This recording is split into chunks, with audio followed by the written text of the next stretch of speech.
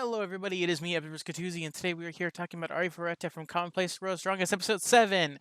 So, wow, the first 9 minutes of this episode were just like, wow, that was literally just nothing. Like, literally, it was literally just seemed like filler to me. Like, literally, this whole entire layer dungeon labyrinth that they found so easily at the beginning, like, literally, like, I like it how she said that she was gonna like go somewhere to powder herself up, but I'm pretty sure that in the manga she said that she was just gonna leave those two to go pee. Like in the manga, it's very straightforward, but in this, she has to be very round about it because she's a scared Will Labyrinth.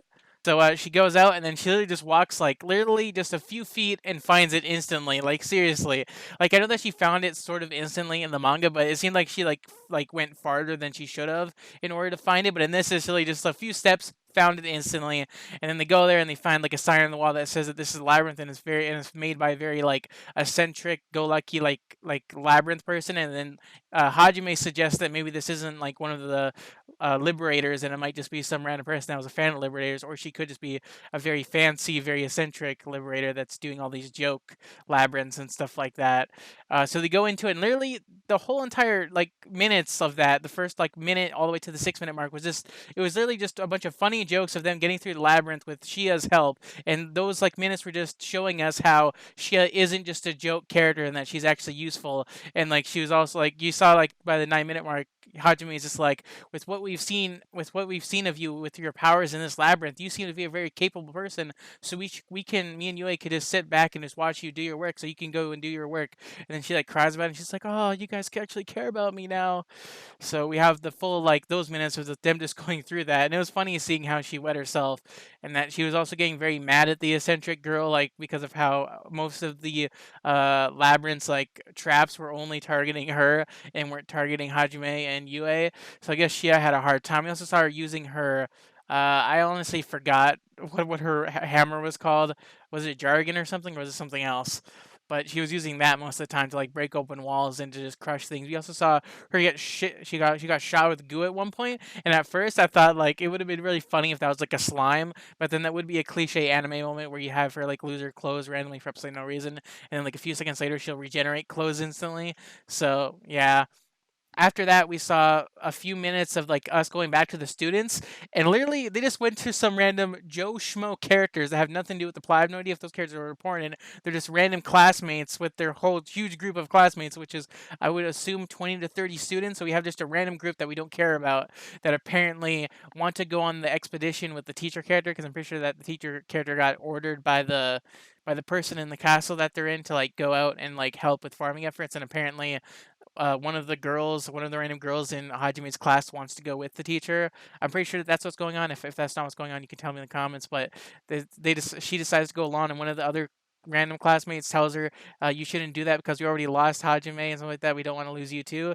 And then she's just like, "Yeah, but Hajime saved my life, so I want to like do something with my life too because before he died, he like tried his hardest, like save me and save others. So I should do the same," which I guess is admirable if you think about it. And then she just decides to just leave and says, "If you guys want to come with me, you can. But since you guys aren't going to come, you should just stay here." And then we saw some random like guy, random creepo dude with black hair and blue eyes just staring at her. And I'm just like, is this dude gonna be the same like some sort of douchebag like the red haired guy at the beginning that betrayed Hajime, or is it just some random just guy that's gonna be nice, that's gonna like predator on her a little bit? So so far 9 minutes were just totally just nonsense. No idea where this is going. I hope that when I read the volume 4 manga, because I still haven't read that volume yet. I hope that that's a lot better than what I'm seeing here. But yeah, I'll be back in a few seconds to review the middle parts of this episode. Okay, so I'm back and I just watched the middle parts of the episode. One thing I forgot to mention is how in the opening song they changed a little portion of it where they added new scenes of like Hajime and Yue like riding inside of like a car thing that they showed off before when he was learning like the creation magic and stuff like that. We also saw Shia using the motorcycle, and we saw them like running away from slash fighting against the giant dragon, whether it's on their team or not, whether they're fighting against it or not.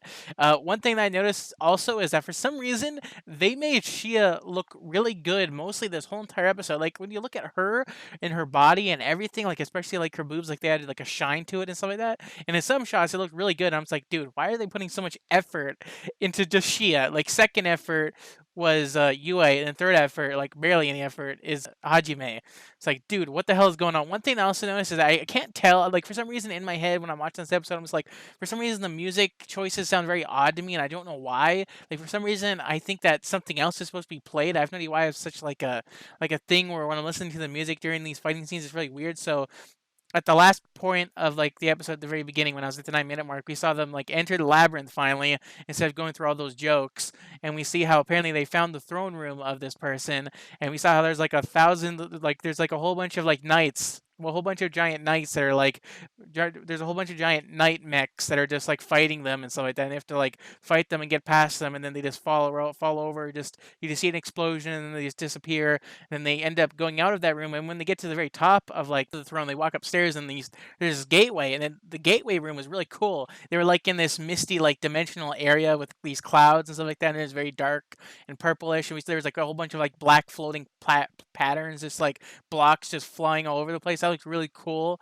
I thought that was a very cool scene. We saw how apparently the person that they're fighting off against is apparently like a portion of, I guess, like this is probably going to get explained in the last bit of this episode, but I guess it's like this person put their soul into one of the mechs, and it's like a giant mech, and I can't tell if like because of the comedy in the series, like I think it was the comedy and music don't match, or like the serious moments and the comedy don't match, but like they see it and they're very scared by it, and I can't tell if they're scared by the little girl in this giant mech is supposed to be like them being very you know, like surprised in like a comedic way, or if they're like actually scared by this giant mech. Like it's very weird. I don't know how I'm supposed to feel. And I don't know how the characters are feeling in that moment. I'm assuming that they're being very sarcastic by it, because it's one of those moments where you think that there'd be a cliche moment because of the voice and the body, and they end up fighting off against it. And then he's like tries to ask the girl questions, but she said that she won't answer them, and then like she's trying to ask him like, and then Hajime says that he wants to get all the age of magic, but she says like, what do you want to use it for? Because like we saw with Oscar how he said, how don't be evil when you're using my magic, and then apparently he just says I want to go home, and she's just like,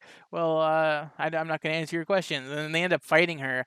And man, like where the hell did, like, especially like when they're fighting off against knights, where the hell did Yue get that squirt gun? She literally has this squirt gun just out of nowhere. Especially like we saw how when they finally defeated her, like Hajime just pulled out this giant, just like jackhammer that just like smashed right into like the girl's like night core, and then like killed her almost. And I was like, dude, like, man, this fight was just like, especially we saw Shia come out of nowhere and like damage like her arms, but then they got regenerated, but it did some pretty impressive damage.